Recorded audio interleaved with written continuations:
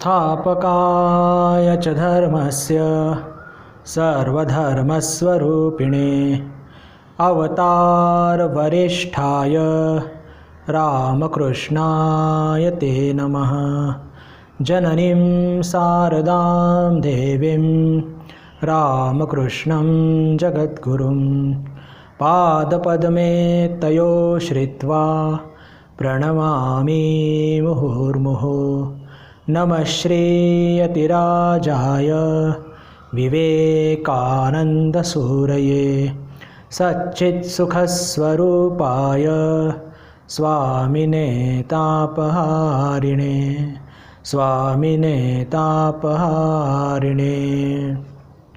श्रुतिस्मृतिपुराणानाम् आलयं करुणालयं नमामि भगवत्पादं शङ्करं लोकशङ्करं। शङ्करं शङ्कराचार्यं केशवं बादरायणं सूत्रभाष्यकृतौ वन्दे भगवन्तौ पुनः पुनः भगवन्तौ पुनः पुनः। नमस्कार. आपल्या सर्वांचं पुनश्च एकदा या व्हर्च्युअल वर्गामध्ये मनःपूर्वक स्वागत. आज बुधवार आणि ठरल्याप्रमाणे आपण आत्मबोध आचार्य शंकर यांच्याद्वारा रचित या एक प्राथमिक ग्रंथावरती वेदांताच्या त्याचं विवेचन करत आहोत. आणि मागच्या वर्गामध्ये आपण 34व्या श्लोकापर्यंत पोहोचलो होतो. विषयामध्ये प्रवेश करण्याच्या आधी आज या विश्वाला आपल्या आध्यात्मिक शक्तीने आणि आपल्या करुणेने आपल्या प्रेमाने आपल्या सर्वांच्या हृदयात ज्यांनी एक जागा निर्माण केलेली आहे असे गौतम बुद्ध, आज त्यांची जन्मजयंती, वैशाखी पौर्णिमा. आजच्या या दिवशी आचार्यांनी गौतम बुद्धांनी जन्म घेतला होता. आजच्या या दिवसाला एक विशेष महत्त्व आहे. याला ट्राय ब्लेसेड डे असं म्हणतात. 3दा आपण म्हणतो धन्य धन्य धन्य. अक्षरशः आजचा दिवस 3 वेळा धन्य आहे. Blessed day, thrice blessed day. का? आजच्या दिवशीच भगवान गौतम बुद्धांनी जन्म घेतला होता. आजच्याच दिवशी त्यांना निर्माण प्राप्त झालेलं होतं आणि आजच्याच दिवशी त्यांनी आपलं हे देह सोडलं होतं. तर गौतम बुद्धांच्या स्मृतीला अभिवादन करूया, त्यांच्या चरणी प्रार्थना करूया की त्यांच्या हृदयात जे एक अपार करुण्याचं सागर होतं त्यातला किमान एक बिंदू तरी आमच्या हृदयात यावं. त्यांच्या चरणी आपल्या सर्वांना भक्ती लाभावी अशी प्रार्थना करून मी आपल्या आजच्या विषयाकडे वळतो.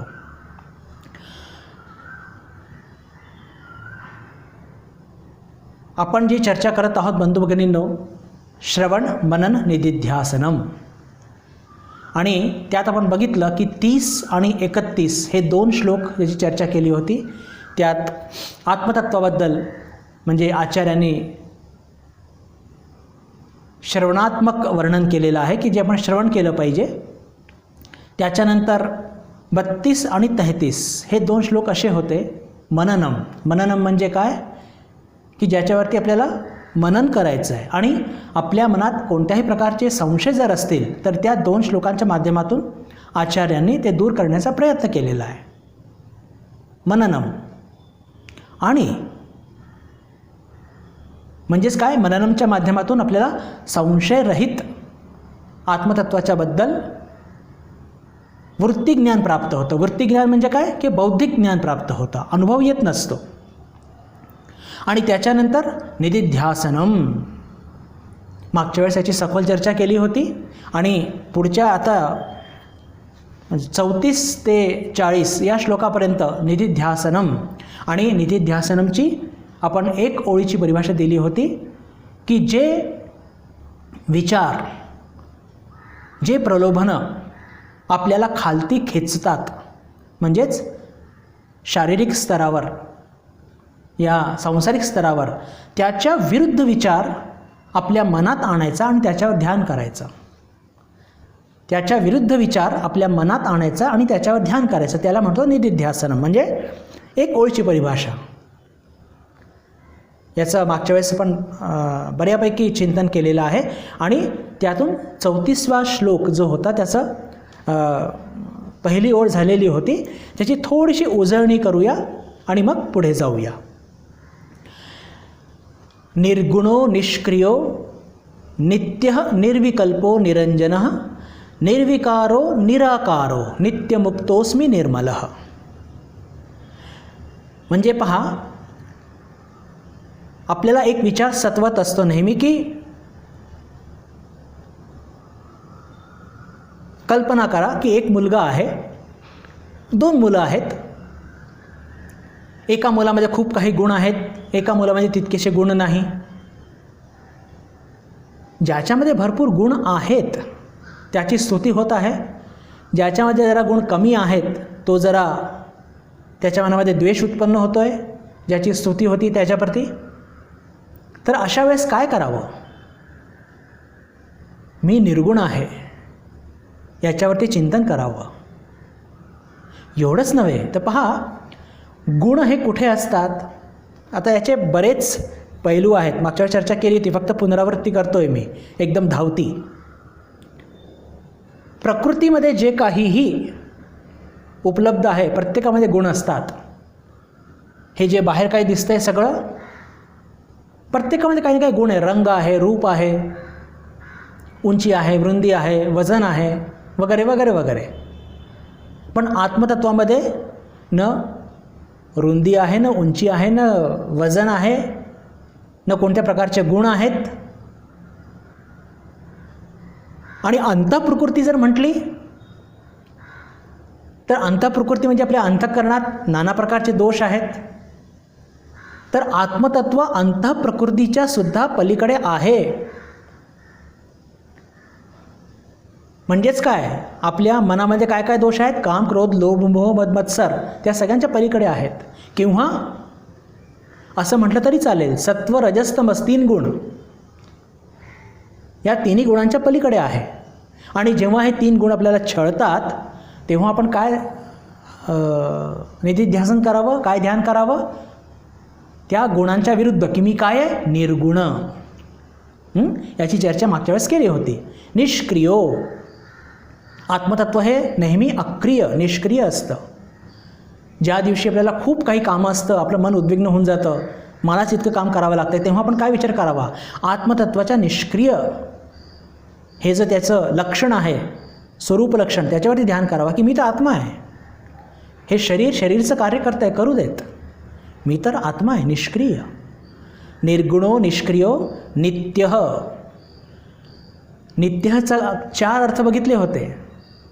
नित्यचा हा अर्थ नाही म्हणजे आज आहे उद्या नाही. हां, हे नित्य उपलब्ध आहे, सदा सर्वदा, सकाळी, संध्याकाळी, रात्री, दुपारी, अष्टपहर उपलब्ध आहे, सर्व ठिकाणी उपलब्ध आहे. म्हणजे पुण्याला जास्त, साताऱ्याला कमी, कोल्हापूरला जास्त, बेळगावला अजून जास्त वगैरे असं काही नाही. सगळ्या दूर एकसारखं असतं, समान रूपाने उपलब्ध असतं. म्हणजे गडद किंवा फिक्कं असं काही नाही, सगळ्या दूर समान रूपाने. आणि त्याच्यात कोणता बदल घडत नसतो. आत्मतत्वामध्ये कधी कोणताही बदल घडत नसतो. हे 4 आपण त्याचे नित्याचे अर्थ घेतले होते. आणि व्यावहारिक जीवनामध्ये नित्याचा फायदा काय की जेव्हा आपल्या शरीरामध्ये बदल घडत असतात, आपण आजारी पडतो, वृद्ध होत असतो, अपक्षी येते, म्रियते, तर कुठेतरी मृत्यू भीती वाटत असते. तेव्हा ध्यान काय करावं? जर अशी भीती वाटत असेल तर, अरे मी शरीर नाही आहे, मी काय आहे? मी शरीर नाही आहे, मी तर नित्य आत्मा आहे आणि आत्म्यात कोणता बदल नाही आहे, म्हणून मला घाबरायचं काही कारण नाही आहे. निर्गुणो निष्क्रियो नित्यो निर्विकल्पो. कोणताही विकल्प नाही आत्मतत्वाला. जगात सगळ्या गोष्टींना विकल्प आहेत, पण आत्मतत्वाला मुळीच विकल्प नाही. कोणताही विकल्प नाही. It is a one without A second. एकमेव अद्वितीयम असं म्हणतात. एकमेव अद्वितीयम असं त्याचं ते अतिशय सुंदर ती परिभाषा आहे.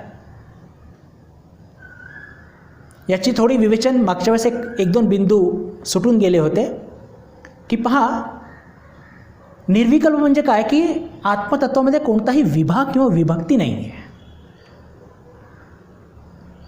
विभागणी कोणतीच नाही आहे. कोणत्या अर्थाने?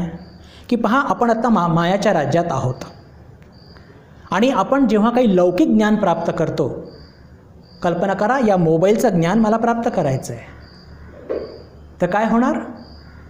मी ज्ञाता, मोबाईल ज्ञेय आणि प्राप्त करण्याची विधी ज्ञान. ज्ञाता, ज्ञेय आणि विधी ज्ञान. पण आत्मतत्वामध्ये ही विभागणी नसतेच. तिथे आत्माच ज्ञाता, आत्माच ज्ञेय आणि ज्ञानसुद्धा, विधीसुद्धा आत्माच. सांडलेली त्रिपुटी, त्याला म्हणतात निर्विकल्प. कोणती विभागणी नाही. जेव्हा आत्मसाक्षात्कार घडतो बंधू भगिनींनो, त्यावेळेस पहा त्याचे टप्पे असतात. एकदम पहिला टप्पा असतो अहम ब्रह्मास्मी. अरे हा अहम कोण आहे? अहम कोण आहे? पहा, आज अहम म्हटलं तर ठीक आहे, कारण की तो अज्ञानजनित झाला आहे. पण एकदा ब्रह्मज्ञान झाल्यानंतर जो अज्ञानापोटी अहम जन्माला आला होता तो सुद्धा राहत नाही, पूर्णपणे विरघळून जातो. पूर्णपणे विरघळून जातो. भगवान श्रीरामकृष्ण खूप सुंदर उदाहरण देतात की जेव्हा खूप मोठा पूर येतो तेव्हा त्या नदीचं पाणी, पुराचं पाणी, गटरीचं पाणी सगळं एकाकार होऊन जातं. काही तुम्ही अंतर करू शकत नाही. कोणत्याही प्रकारचं तुम्ही अंतर करू शकत नाही. जेव्हा खूप मोठा पूर येतो, जेव्हा खूप मोठा पूर येतो तेव्हा काय होतं? त्या गावातली जी नदी असते ती गावात शिरते. ते नदीचं पाणी, गटरीचं पाणी तुम्ही वेगळं करू शकता का? नाही. विहिरीतलं पाणी नाही, कळतच नाही विहीर कुठे. सुरुवातीला जेव्हा पाणी चढत असतं आपण म्हणू शकतो की तिकडे विहीर आहे, सांभाळून राहा, इकडे ती नाली आहे. म्हणजे ब्रह्मज्ञानाच्या काही पहिल्या पातळींवरती तो अहम असतो, कारण की पूर्ण ब्रह्मज्ञान झालेलं नसतं. पण एकदा पूर्ण ब्रह्मज्ञान झालं तो अहम विरघळून जातो का? अज्ञान पूर्णपणे नष्ट होऊन जातो. तेव्हा कोणताही कल्प राहत नाही आणि तिथे म्हणतात निर्विकल्प समाधी. भगवान श्रीरामकृष्ण पहा, त्यांचा मी शोधून सापडायचा नाही. का? निर्विकल्प समाधीमध्ये कोणताही कल्प किंवा कोणतीही, ज्याला म्हणतो ना की कोणताही विकल्प उरतच नाही. विकल्प आपल्या जीवनात का उरतो? अज्ञानापोटी, अहमपोटी. पण त्याचा तो ठाकूरांचा अहमच पूर्ण निघून गेला होता, तर मग कसला प्रश्नच कसला. स्वामीजींच्या जीवनातला एक फार सुंदर आणि बोलका प्रसंग आहे. स्वामीजी अमेरिकेचे दोन्ही त्यांचे दौरे झालेले आहेत आणि बेलूर मठामध्ये ते निवास करत आहेत. त्यांच्या खोलीमध्ये एकदा रात्री झोपलेले होते. त्यांच्या शेजारच्या खोलीमध्ये विज्ञानानंदजी महाराज, त्यांची खोली होती. रात्रीची वेळ आहे, जवळपास सकाळचे 3 वाजलेले आहेत. विज्ञानानंदजी महाराज ध्यानाकरता उठलेले आहेत की ध्यानामध्ये बसलेले आहेत, तेवढ्यात त्यांना ऐकू येतं की शेजारच्या खोलीमध्ये स्वामीजी स्फुंदून स्फुंदून रडत आहे. खूप त्यांना त्रास होत आहे. अरे रात्रीच्या वेळेस काय झालं स्वामीजींना? झोप झाली नाही का? काय त्यांना त्रास आहे का? लगबगीने उठून जातात, दात ठोठवतात आणि बघतात तर स्वामीजी पूर्ण त्यांचे कपडे भिजलेले अश्रूंनी. विचारपूस करतात, तब्येत ठीक आहे की नाही, काय वगैरे, काय झालं आहे काय नाही. आता तब्येत ठीक नाही म्हणून काही स्वामीजी रडणारे नव्हते. विचारल्याबरोबर स्वामीजींचा बांध अजून फुटला, अजून रडू लागले आणि म्हणू लागले, पेसन. विज्ञानानंदजी महाराजांचं नाव होतं हरिप्रसन्न, पण ते प्रेमापोटी त्यांना पेसन असं म्हणायचे की पेसन, कुठेतरी या जगामध्ये खूप मोठी काहीतरी दुर्घटना घडलेली आहे. लोक खूप त्रासलेले आहेत, इकडे तिकडे जीव वाचवण्याकरता पळून राहिले आहेत, स्त्रिया, लहान मुलं, आणि ते सगळं मला सहन होत नाही आहे. रात्रीची वेळ 3 वाजताची, त्यावेळेचा तो बेलूर मठ अंधकार, आणि कुठे स्वामीजींना हे काय दिसलं आणि काय रडतात आहे काही ध्यानात येईना. कशीबशी स्वामीजींची समजूत घालून त्यांना थोडं निद्रिस्त केलं. लागलीच दुसऱ्या दिवशी बातमी आली की ज्या वेळेस स्वामीजींना खूप हृदयात वेदना होत होत्या, त्याच वेळेस फिजी आयलँडवरती एक फार मोठ्या वोल्कॅनो इरप्ट झाला होता. वोल्कॅनो फुटला होता आणि लोक अक्षरशः जीव घेऊन धावत होते, मृत्यूच्या मुखी पडत होते. त्याची म्हणजे ती सगळी अनुभूती, त्या लोकांचे सगळे दुःख कष्ट स्वामीजींना त्यांच्या हृदयात ते फील करत होते. हे असं का शक्य झालं? निर्विकल्प. जेव्हा अहम आपलं पूर्ण नष्ट होऊन जातं आणि या सगळ्या वैश्विक अहमबरोबर किंवा वैश्विक आत्मतत्वाबरोबर जेव्हा ते एक होऊन जातं, तेव्हा या गोष्टी घडत असतात. ठाकूरांच्या जीवनातसुद्धा घडलेल्या आहे.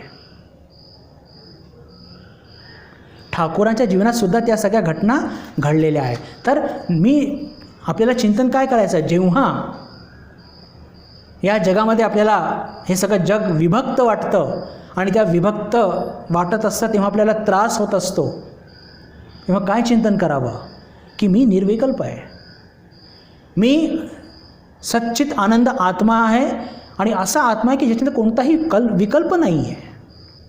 1 विदाउट अ सेकंड. माझ्यामध्ये आणि समोरच्यामध्ये काही अंतर नाही आहे.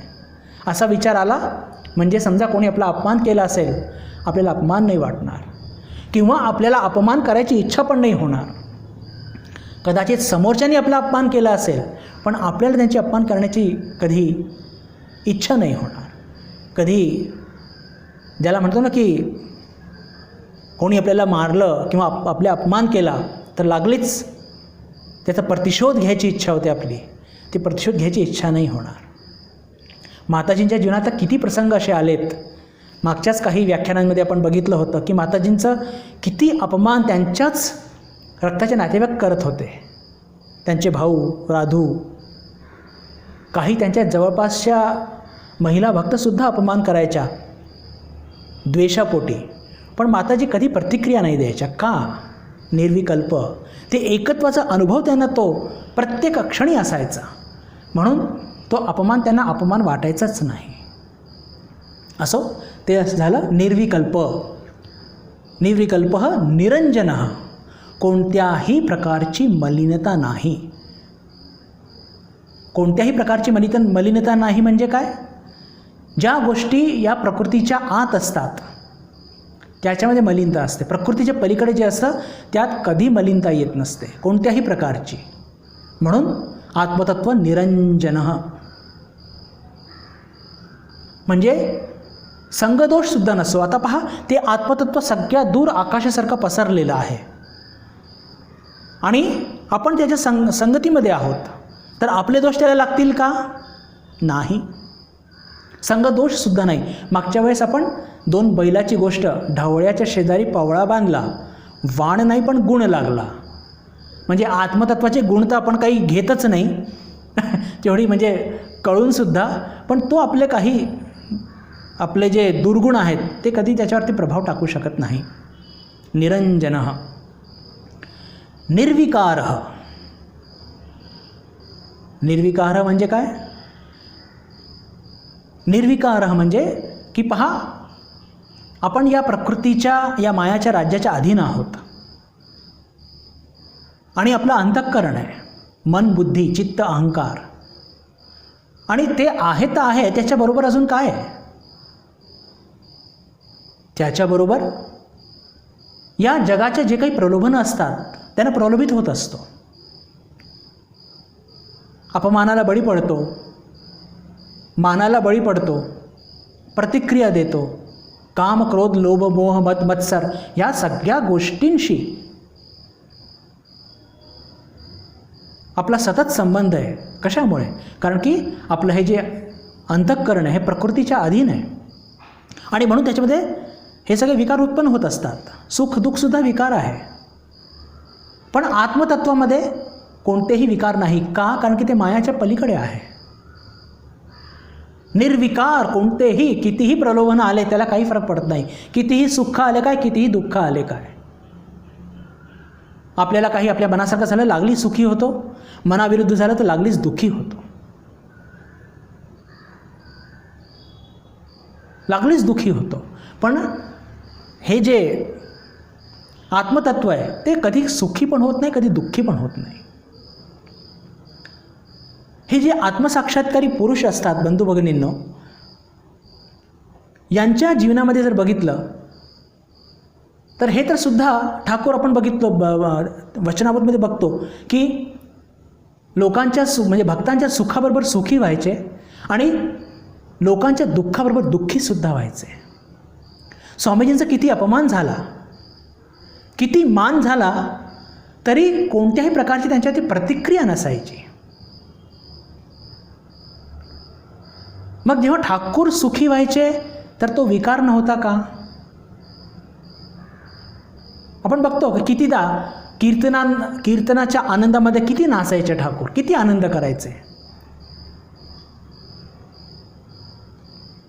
कोणी दुःखाच्या प्रसंगी आलं तर त्याच्याबरोबर त्यांच्या डोळ्यातसुद्धा अश्रू यायचे. मग हे विकार होते का? नव्हे. का? आमचे ते विकार, त्यांचे ते विकार नाही, असं का? हे पहा, आपण आपल्या व्यक्तिगत कारणामुळे सुखी किंवा दुःखी होत असतो, आपल्या अंतःकरणामुळे प्रलोभित होत असतो. भगवान श्रीरामकृष्ण सुखी का व्हायचे? कारण की भक्त सुखी असायचे. त्यांच्या व्यक्तिगत कारणामुळे कधी ते सुखी व्हायचे नाही. भक्त दुःखी झाले तर दुःखी व्हायचे. आत्ता आपण उदाहरण घेतलं की स्वामीजींच्या मनामध्ये किती तीव्र दुःख होता, तर हा दुःख विकार होता का? नव्हे. त्यांच्या व्यक्तिगत कारणामुळे ते दुःखी झाले नव्हते. ते दुःखी का झाले होते? ते दुःखी झाले होते की फिजी आयलंडमध्ये कुठे, म्हणजे त्यांना नाव सांगता नाही आलं तेव्हा, की कुठेतरी लोक खूप त्रासामध्ये आहेत, त्यांचा त्रास कसा दूर करू, मला ते सहन होत नाही आहे. दुसऱ्याच्या दुःखामध्ये दुःखी झाले होते आणि आपण आपल्या दुःखामध्ये दुःखी होतो म्हणून त्याला विकार म्हणतात. मान मिळाला आपल्याला तर किती आपण आनंद करतो. पहा, हे फार मोठं अंतर आहे बरं आत्मसाक्षात्कारी महापुरुषांमध्ये आणि आपल्यामध्ये. आणि हे त्यांच्या जीवनातसुद्धा सुखदुःख येतात, ते पण सुखी होतात, दुःखी होतात, पण ते इतरांकरता होतात आणि आपण व्यक्तिगत कारणामुळे होत असतो. म्हणून आपलं सुख आणि दुःख हे विकारमध्ये येत असतं, त्यांचं सुखदुःख विकारामध्ये येत नाही. स्वामीजींच्या जीवनातला अजून एक प्रसंग घेऊया, अत्यंत बोलका आहे. आपल्याला प्रत्येकाला मान प्रशंसा किती आवडते. 11 सप्टेंबर 1893 रोजी दुपारी 3:45 वाजता स्वामीजींनी आपल्या त्या 3 मिनिटाच्या भाषणांनी संपूर्ण अमेरिकेला जिंकलं.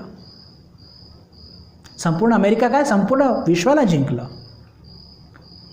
आणि त्या जवळपास 7,000 लोक जे बसले होते, स्वामीजींच्या भाषेमध्ये बोलायचं असलं तर they were representing the best culture of America, म्हणजे ते जे लोक बसलेले होते, अमेरिकाचं जे एक उन्नत एक संस्कृतीचे प्रतीकच म्हणून जे काही ते 7,000 लोक बसले होते.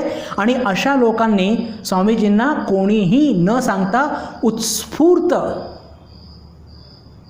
श्रद्धेच्या भावनेने, प्रेमाच्या भावनेने सगळ्या लोकांनी स्टँडिंग ओवेशन उभे राहून 3 मिनटं टाळ्याचा कडकडाट करून त्यांचं स्वागत केलं होतं. त्यांच्या त्या sisters and brothers of America या शब्दाला त्यांना मान्यता दिली होती. जेव्हा ही घटना घडली तेव्हा मिसेस ब्लॉझेट नावाची एक महिला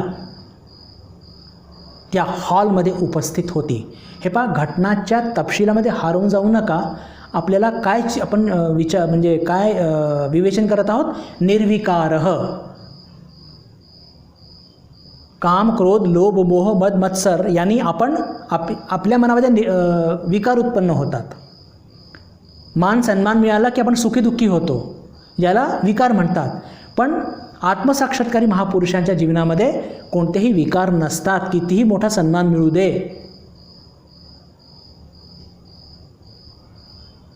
कारण आत्मतत्वामध्ये कोणतेही विकार नाही, निर्विकार आहे, ही चर्चा करत आहोत.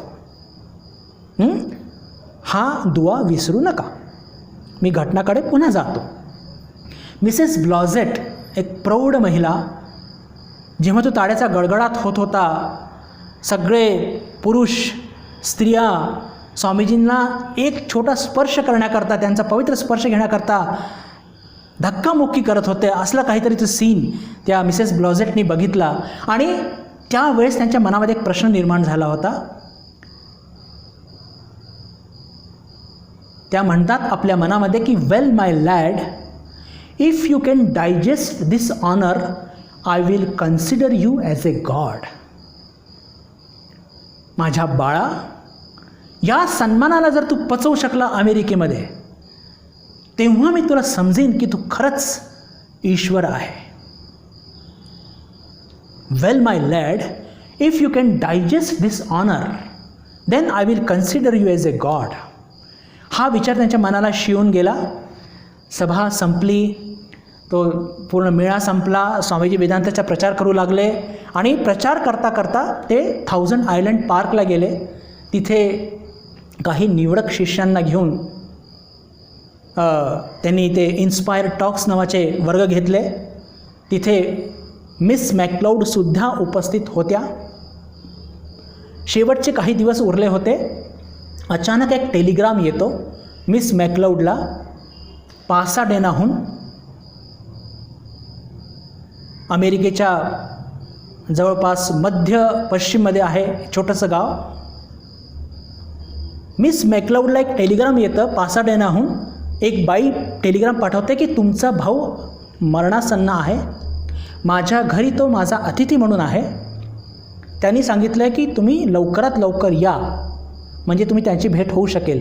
आता पासाडेना ही जागा मध्य पश्चिममध्ये अमेरिकेच्या मिडल वेस्टमध्ये, आणि 1000 आयलंड पार्क हे न्यूयॉर्कच्या पण वरती एकदम ईस्टला होतं. टेलिग्राम मिळाल्याबरोबर मिस मॅकलाउडनी स्वामीजींशी रजा घेतली आणि त्या जे काही वाहनं उपलब्ध होती ते घेऊन ते सरळ पासाडेना, जिथे ती महिला राहत होती, ज्यांचे अतिथी मॅकलाउडचे भाऊ मरणासन्न पडलेले होते, येऊन त्यांना त्या भेटतात.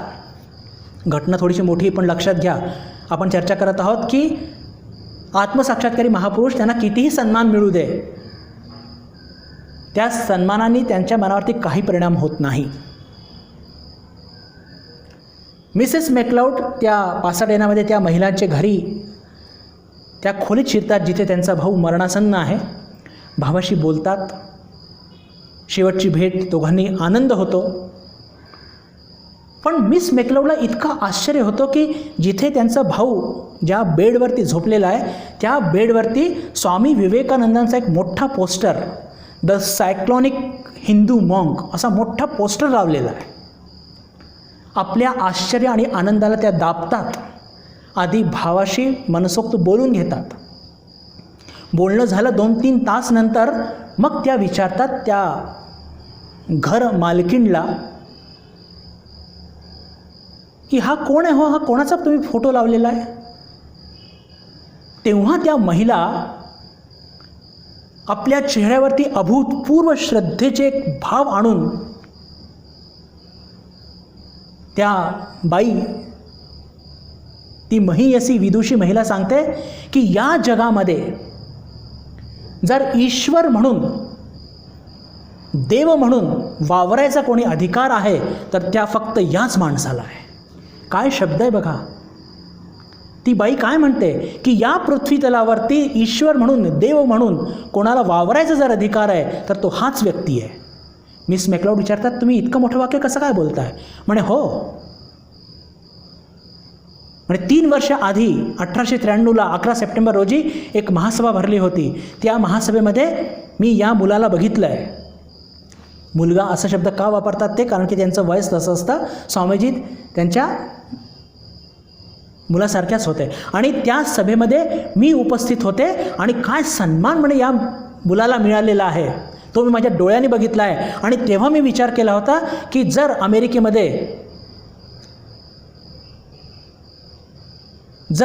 अमेरिकेमध्ये या सन्मानाला हा पचवू शकला तर मी मानीन की हा खरा ईश्वर आहे. आणि 3 वर्ष झाले हा सगळ्यातून वेदांत प्रचार करत आहे, पण कधीही याच्याबद्दल वाईट साईड काही ऐकायला मिळालेलं नाही.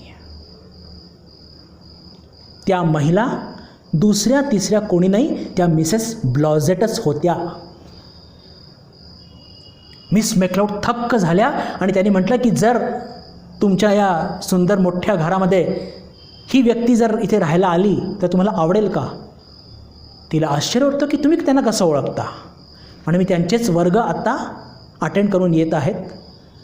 मिसेस ब्लॉझेटने परवानगी दिली आणि स्वामीजी पुढच्याच आठवड्यामध्ये पासाडेनाला येऊन तिथे विभिन्न चर्चेसमध्ये ते वर्ग घेतात. पहा, ही पावती कोणी दिलेली आहे की स्वामीजींच्या मनामध्ये कोणत्याही प्रकारचा विकार उत्पन्न झाला नाही त्या सन्मानामुळे. अरे दैव दुर्लभ असा सन्मान स्वामीजींना मिळालेला आहे, पण स्वामीजींच्या मनात कोणत्याही प्रकारचा विकार नाही. आत्मसाक्षात्कारी महापुरुष, जगाच्या उद्धाराकरता आलेले नररूपी नारायण, अखंडाच्या घरातून त्याला मी आणलेलं आहे असे आपले ठाकूर म्हणायचे. त्या असले सन्मान हे आपल्याला फार कौतुक, त्याचा आनंद असतो हो. जे आनंद, जे अमृत त्यांनी चाखलेलं आहे त्या सगळ्या आनंद आणि अमृतापुढे हे सगळे, याला काही अर्थ नाही आहे. आपल्याला त्याचं कौतुक का वाटतं की ते आनंद आपल्याला मिळालेलं नाही आहे. असे आपले स्वामीजी होते, निर्विकारो. स्वामीजींना दुःख व्हायचं, पण ते विकार रूपी दुःख नव्हतं. विकार रूपी दुःख मला तुम्हाला होतं का? कारण की व्यक्तिगत कारणामुळे आपण दुःखी होत असतो. तुम्ही माझ्याशी बोललात नाही, मी लागलीच फुगून बसलो.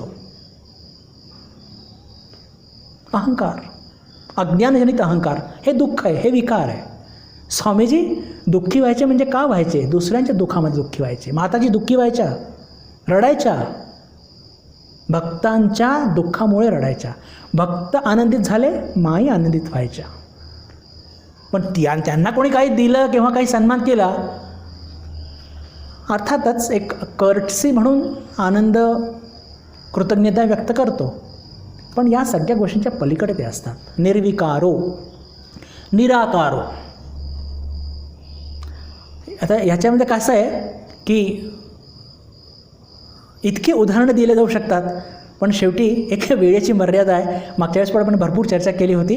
आता थोडंसं प्रॅक्टिकल बोलूया निर्विकारोवरती, की पहा, आपल्या जीवनामध्ये सुखदुःखाचे प्रसंग येतात, प्रलोभनाचे प्रसंग येतात, क्रोधित होतो, लोभात पडतो, मोहात पडतो, द्वेष मत्सर निर्माण होतो. तर अशा वेळेस आपलं कॉन्शियस जागृत असलं पाहिजे, विवेक. आणि लागलीच मी तर आत्मा आहे, मी कशाला कोणाचा द्वेष करू, सगळेच माझे, त्याच्यामध्ये माझ्यामध्ये अंतर काय आहे हा विचार कर, विरुद्ध विचार करायचा. निदिध्यासनम म्हणजे काय? जे सिद्धांत आपल्याला त्रास देतात, की ज्या बाबी आपल्याला त्रास देतात, त्याच्या विरुद्ध विचार करायचा, त्याच्यावर ध्यान करायचं, हे म्हणजे निदिध्यासनम. कोणी सन्मान केलं, मनात उकळ्या फुटतात, ते लागलीच. नाही नाही, मी तर आत्मा आहे. आत्मा सुखदुःखाच्या पलीकडे आहे. आत्मा सुखदुःखाच्या पलीकडे. मी कशाला आनंदित व्हावं? त्यांनी माझी स्तुती केली नाही आहे. मला आनंदित होण्याचं काही कारण नाही आहे. अपमान केला, मला दुःखीसुद्धा नाही व्हायचं आहे. मला दुःखीसुद्धा व्हायचं नाही आहे. का? कारण की मी आत्मा आहे, मी निर्विकारी आहे. विपरीत विचार करून त्याच्यावरती ध्यान करायचं. निर्विकार निराकारो. आपल्या साधारणपणे एक कन्सेप्ट असतो. आत्मा म्हणजे कसं असतं? शरीराच्या आकाराचं. शरीराचा आकार वाढला म्हणजे आत्मतत्व वाढतं. शरीराची उंची वाढली ते वाढतं. अरे आत्मतत्व हे सगळ्यात दूर पसरलेलं आहे, आकाशासारखं, वायूसारखं. त्याला काही आकार नाही आहे. वायूला आकार असतो का? नाही. पाण्याला आकार असतो का? नाही. फुग्यात हवा भरली, फुगा लांब झाला तर ती वायू लांब होते. फुगा गोल असेल तर गोल आकार घेऊन घेतं. म्हणजे जसं ज्याच्यात तुम्ही भराल तसं ते आकार घेऊन घेतं. आपली पाण्याची बाटली बसकी असली तर पाणी बसकंच आकार घेऊन घेतो. म्हणण्याचा अर्थ काय की पहा, निराकारो म्हणजे काय की आत्मतत्वाला कोणताही आकार नाही. आता पहा, या जगात सगळ्या गोष्टी आकाश, वायू, अग्नी, जल, पृथ्वी, म्हणजे आकाश सगळ्यात सूक्ष्म आणि पृथ्वी सगळ्यात स्थूल. तर आत्मतत्व हे अत्यंत सूक्ष्म आहे. आता जिथे आकाश हे इतकं सूक्ष्म असून की जे आपल्याला इंद्रियांना अनुभवात येत नाही, वायू आपल्याला अनुभवात येते. वारं जेव्हा झुळझुळ वाहतं आपण म्हणतो वाह काय थंड वारं सुटलं आहे. पण आकाशाच्या बाबतीत म्हणतो का? नाही.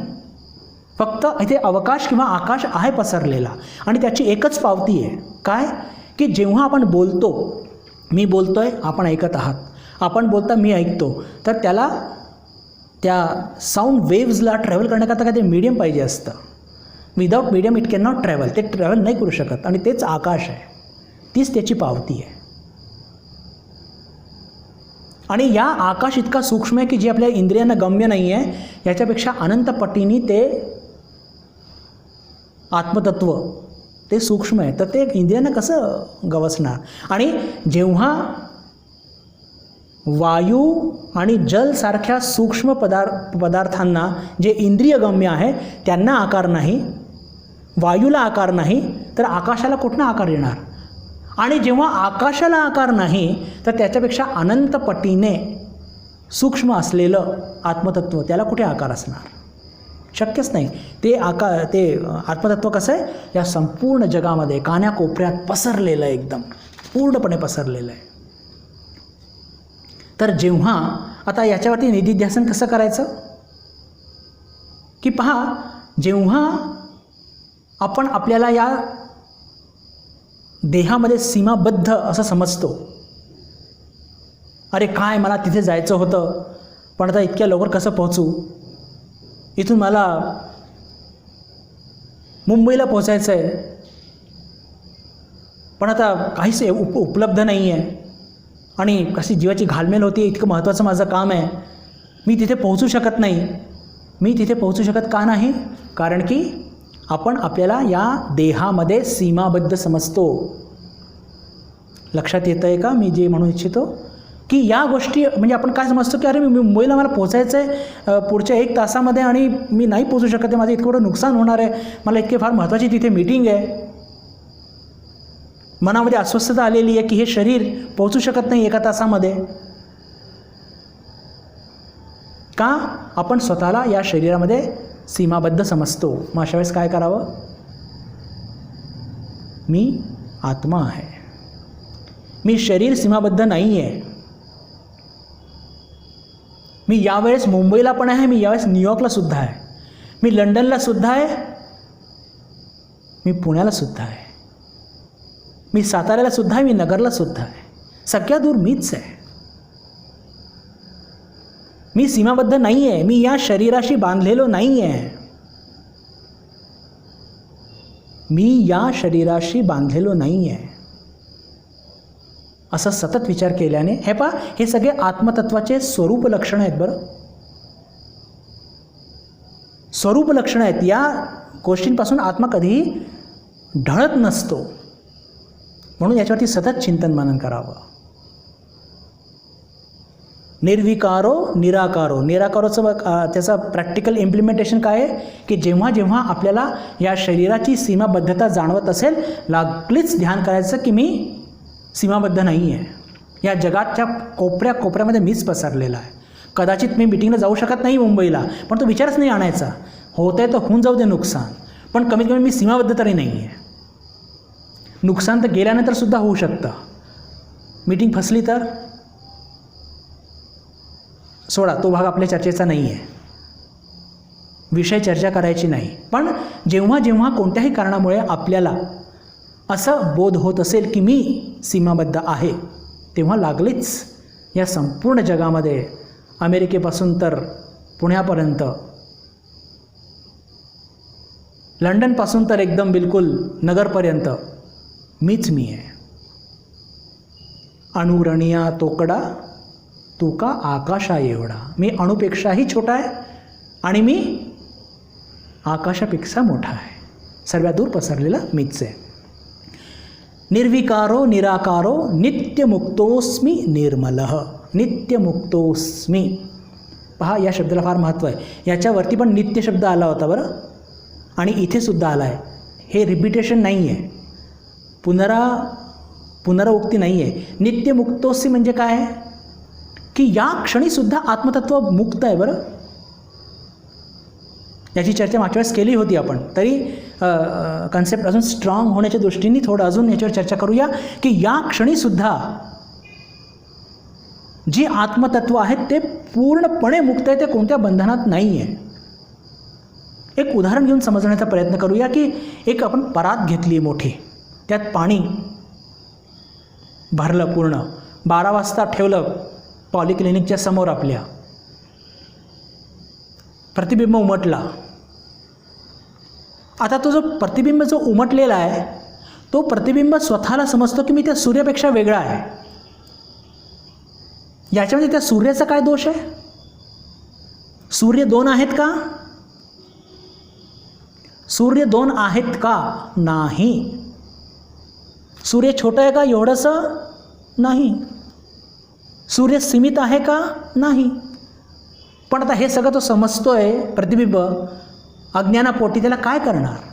अरे सूर्य तो कसा तळपत आहे जोरदार, पृथ्वीच्यापेक्षा अनंत पटीने सगळ्या दूर प्रकाश आपल्या प्रकाशाने प्रकाशित करत आहे संपूर्ण जगाला.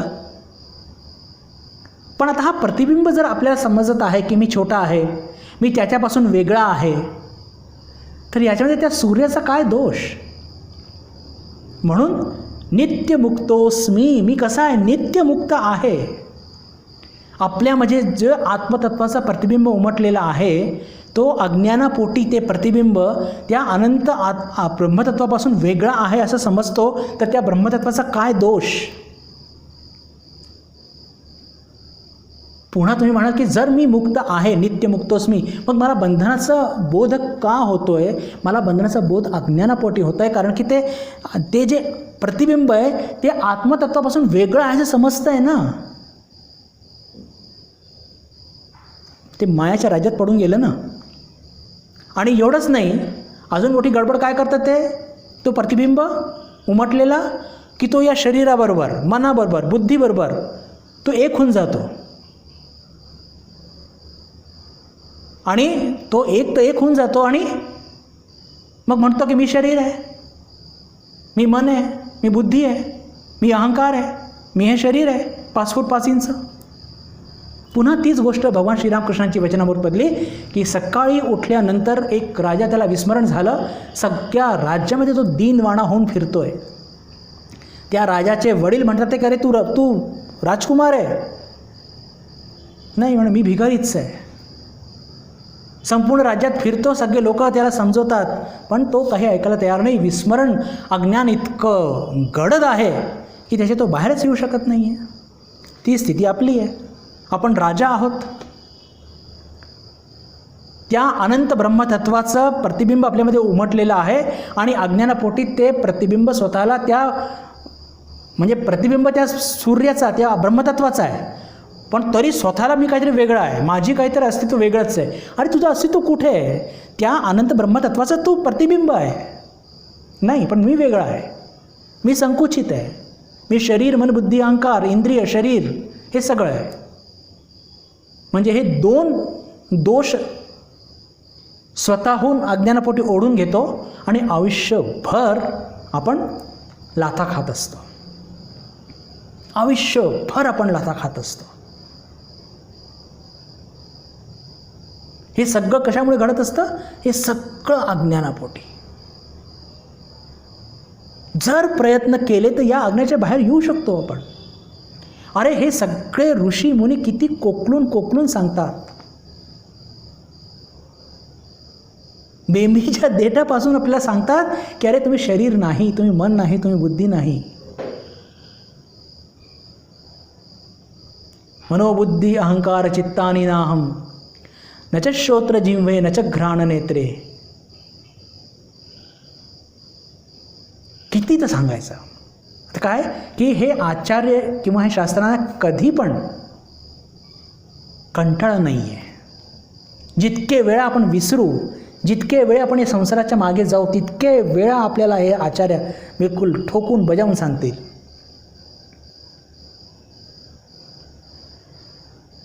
नवै पंचवायुर नवा सप्त धातुर चिदानंद रूप शिवोहम शिवोहम. की अरे शिव आहे, तू साक्षात शिव आहे, तू अनंत ब्रह्मतत्व आहे. तू हा छोटासा अज्ञानरूपी अहंकार नाही आहे. तू शरीर मन बुद्धी तर मुळीच नाही आहे. तर या क्षणी हे नित्यमुक्तोस्मी या वेळेससुद्धा ते आत्मतत्व म्हणजे जेव्हा जसं सूर्याचा प्रकाश प्रतिबिंब पडतो तर सूर्य तर मुक्तच आहे, तो त्याचं प्रतिबिंब आहे तो. पण तो प्रतिबिंब तो सूर्यापासून वेगळा समजतो तर त्याला सूर्य काय करणार? तसंच आत्मतत्व हे मुक्तच आहे आणि त्याची पण जाणीव आपल्याला होत असते. आपल्यामधलं असलेलं आत्मतत्व मुक्त आहे याची जाणसुद्धा आपल्याला कळत किंवा न कळत होत असते. कशी?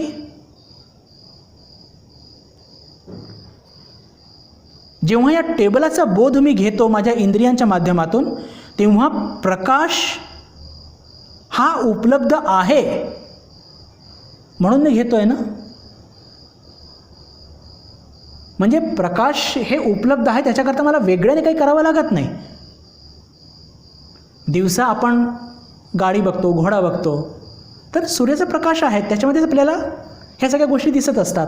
बिलकुल त्याप्रमाणे जे जे आपल्या इंद्रियांच्या माध्यमातून आपण ग्राह्य करत असतो त्या सगळ्या गोष्टी आत्मतत्वाने प्रकाशित असतात म्हणून घेऊ शकतो.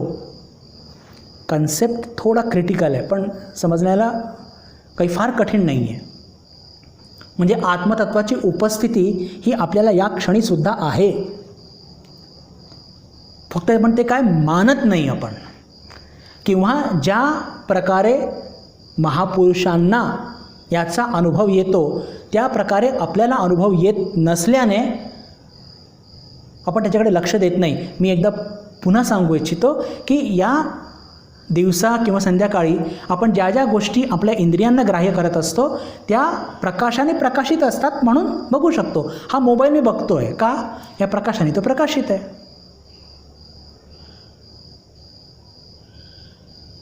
तसंच या जगातल्या सर्व गोष्टी आत्मतत्वाने सुद्धा प्रकाशित आहे म्हणूनच आपण त्यांना ग्रहण करू शकतो. पण त्या आत्मतत्वाला आपण बघू शकत नाही, इंद्रियाने बघू शकत नाही म्हणून आपण त्याच्याकडे दुर्लक्ष करत असतो. पण आत्मतत्व त्याची उपस्थिती जाणीव आपल्याला होत असते. आणि ते आत्मतत्व कसं आहे? नित्यमुक्तोस्मी. ते कधी बंधनात नाही आहे. त्याचं आत्मतत्वाचं पुन्हा एकदा सांगू इच्छितो, आत्मतत्वाचं प्रतिबिंब जे आपल्यावरती उमटलेलं आहे. आधी उदाहरण घेऊया म्हणजे एकदम पक्क होऊन जाईल. एका परातीत पाणी ठेवलेलं आहे, सूर्याचा प्रतिबिंब उमटलेला आहे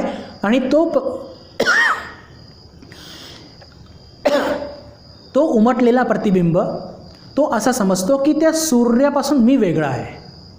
पण आपल्याला माहिती आहे त्या सूर्यामुळे तो प्रतिबिंब आहे आणि तो प्रतिबिंब समजतो की मी त्याच्यापेक्षा वेगळा आहे आणि छोटा आहे मी, त्याचा माझा काही संबंध नाही आहे आणि आपल्या तो पाण्याशी संबंध बनवत असतो. तसंच आपलंसुद्धा आहे. त्या अनंत ब्रह्मतत्वाचं प्रतिबिंब आपल्या या अंतःकरणावरती उमटलेलं आहे आणि उमटलेलं प्रतिबिंब समजतो की त्या ब्रह्मतत्वापासून मी वेगळा आहे, माझं अस्तित्व काहीतरी वेगळं आहे, असं काहीतरी तो समजतो. आणि समजतो जसं सूर्याचा प्रतिबिंब पाण्याशी एक होतो तसं हे प्रतिबिंब त्या आपल्या मन बुद्धी चित्त अहंकार इंद्रिय शरीरशी एक होतो. आणि म्हणजे पहिला घोळ म्हणजे तो त्या अनंत ब्रह्मतत्वापासून स्वतःला वेगळा समजतो, घोळ नंबर 1. आणि दुसरा घोळ म्हणजे की जे त्याचं नाही, शरीर मन बुद्धी इंद्रिय, त्याच्याशी तो एक रूप होतो. पण तो एक रूप होऊ शकत नाही. का होऊ शकत नाही? जसं तेल आणि पाणी एक होत नाही ना. पण तरी बळजबरीने मान न मान मैं तेरा मेहमान, मान न मान मैं तेरा मेहमान, उगीच त्यांच्यामध्ये लुडबुड करतो आणि सतत अपमानित होत असतो, संसाराचे खेटरं खात असतो, दुःख भोगत असतो, रक्तबंबाळ होत असतो. आणि तरी इतके संत सांगतात तरी डोकं ठिकाण्यावरती येत नाही. पॅथेटिक कंडिशन आहे, दुर्दैवी परिस्थिती आहे. जितकं आणि म्हणून निधिध्यासन म्हणजे काय की जितक्या विपरीत गोष्टींवरती म्हणजे ज्या ज्या गोष्टी आपल्याला खालती खेचतात त्यांच्या विरुद्ध जितकं जास्त आपण चिंतन मनन करू तितकीच आपली प्रगती होईल. आणि त्याला म्हणतात निधिध्यासन. आणि निधिध्यासन कसं आहे की हे आपण 24 तास प्रॅक्टिस करू शकतो नाही, केलंच पाहिजे. ऑफिसामध्ये कोणीतरी आपला अपमान केला आहे, घरी काहीतरी मनासारखं नाही झालेलं आहे, निराशा वाटते आहे. पण निराशा का वाटायला पाहिजे? मी तर आत्मतत्व आहे, मला विकार नाही आहे. जे काही भाव आपल्या मनात येत असेल त्याचा एकदम विपरीत विचार करणं म्हणजेच निधिध्यासनम. 34व्या श्लोकाचा शेवटचा निर्मलः.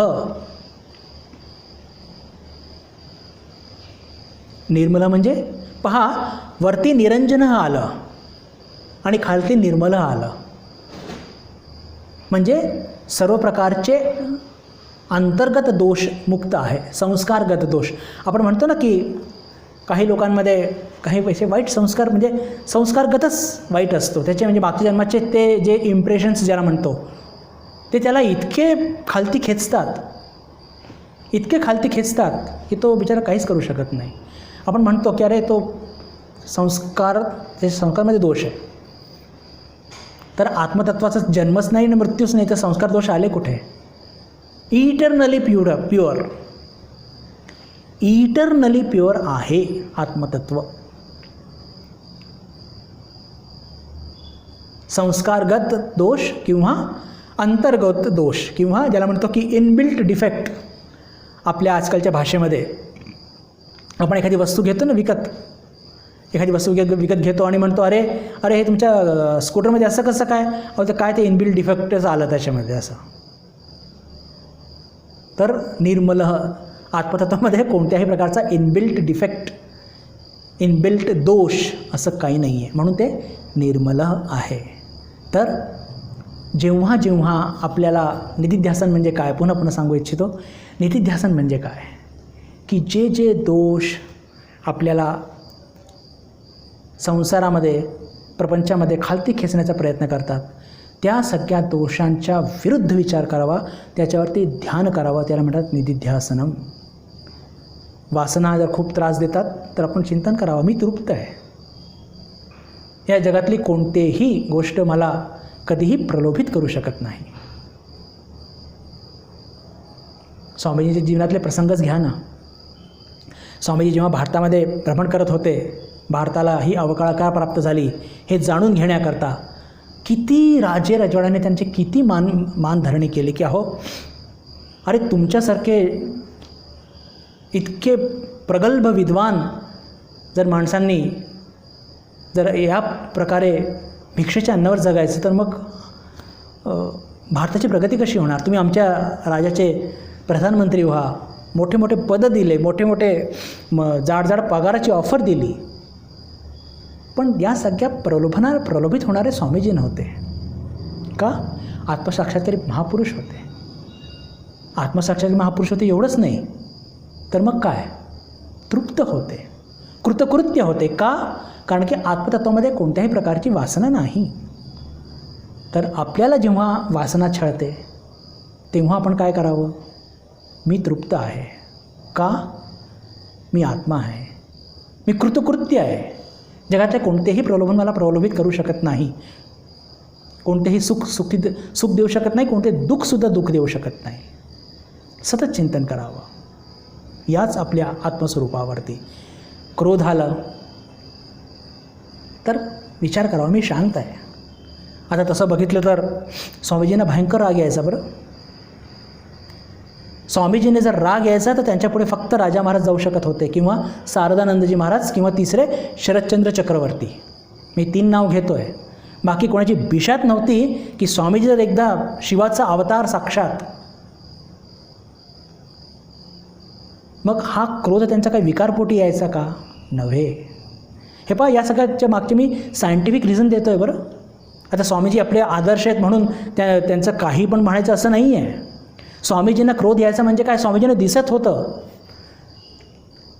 की हे शरीर जाणार आहे पुढच्या काही दिवसामध्ये, आणि त्यांना ती रामकृष्ण मिशन नावाची ती एक मशीन चालत आहे बघायचं होतं, आणि त्यांच्या स्पीडने काम करणं हे इतरांना शक्य नव्हतं. आणि म्हणून मग ते खूप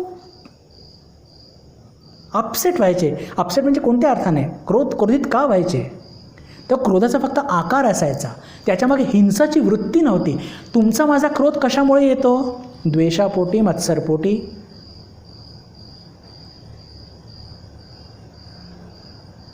प्रतिशोध घेण्याच्या भावनेने राग करतो. असं म्हटलं का? दाखवतो तुला. अरे, स्वामीजींचा क्रोधसुद्धा लोककल्याणाकरता होता. स्वामीजींचा क्रोध हा सुद्धा लोककल्याणाकरता होता, हे लक्षात ठेवलं पाहिजे. कोणत्या वैयक्तिक कारणाकरता नव्हता. आपला क्रोध कसा असतो? वैयक्तिक कारणामुळे असतो, विकार आहे, म्हणून त्याच्यावरती आपल्याला ताब्या घेतला पाहिजे, घेतलाच पाहिजे. घेतलं म्हणजे काय? द्वेष जर मनामध्ये निर्माण झाला तर काय विचार केला पाहिजे की अरे, तो आणि मी काय वेगळा आहे का? त्याचा द्वेष का वाटावा? द्वेष जर वाटला ना तर त्याचंच म्हणजे त्याचे जे गुण आहेत ते आपल्या अंगी आणण्याचा प्रयत्न करावा. एकतर हा एक म्हणजे समजा एखादा मुलगा आहे, त्याच्यामध्ये खूप चांगले गुण आहेत आणि त्याचा मला हेवा वाटतो आहे, द्वेष वाटतो आहे, तर त्याच्यासारखं मी झालं पाहिजे. हा झाला एक लौकिक उपाय. आणि अजून एक उपाय काय आहे? अजून एक उपाय आहे की तो आणि मी वेगळा नाही आहे, त्याचे सगळे गुण जे ते माझेच आहेत, असा विचार करून तो द्वेष घालवण्याचा प्रयत्न करायचा. म्हणजे निर्विकल्प, कोणताही विभागणी नाही आहे, तो मी वेगळा नाही आहे, हा विचार करावा. अपूर्णत्वाचा बोध होत असेल, काहीतरी कमी पण वाटतं आहे, तर लागलीच तो नाही, मी पूर्ण आहे, मला कोणतीही प्रकारची माझ्यामध्ये अपूर्णत्व नाही, हा विचार सतत करावा. जे विचार पुन्हा निधिध्यासन म्हणजे काय? आपल्या जीवनामध्ये जे आपल्या अज्ञानापोटी जे काही दोष आपल्याला खालती खेचतात सांसारिक प्रापंचिक स्तरावरती, त्याचे विरुद्ध विचार करावा, त्याच्यावरती ध्यान करावं, त्याला म्हणतात निधिध्यासनम. हा श्लोक इथे पूर्ण होत आहे. बरंच त्याची सखोल 2 वर्गापासून आपली चर्चा झाली. याचा पुढचा श्लोक 35वा पुढच्या बुधवारी आपण कधी सुरुवात करूया. आज म्हणजे थोडंसं उजळणी आणि उरलेली दुसरी ओळ हे सगळं करता आणि काही उदाहरण बघताच आपला संपूर्ण वेळ याच्यातच निघून गेला. 35वा श्लोक माझी आज सुरुवात करायची इच्छा होती, पण आता वेळ नाही आहे, आज आपण इथेच थांबूया. येत्या शुक्रवारी भगवद्गीतेवरती आपला वर्ग होणारच आहे. त्या दिवशी पुन्हा आपल्या सर्वांशी एकदा भेट होईल अशी आशा मनात ठेवून आपल्या सर्वांशी निरोप घेतो. नमस्कार. ओम शांती शांती शांती. हरि ओम तत्सत. श्रीरामकृष्णार्पणमस्तु.